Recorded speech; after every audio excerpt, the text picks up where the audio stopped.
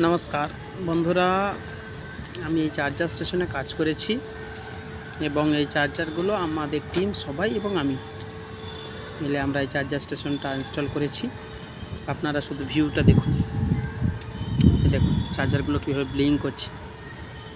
লোকটা খুব সুন্দর লাগছে না?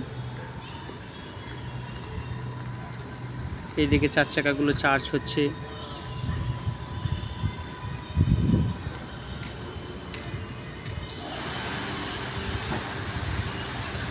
দেখুন খুব সুন্দর লাগছে, সুন্দর লাগছে না?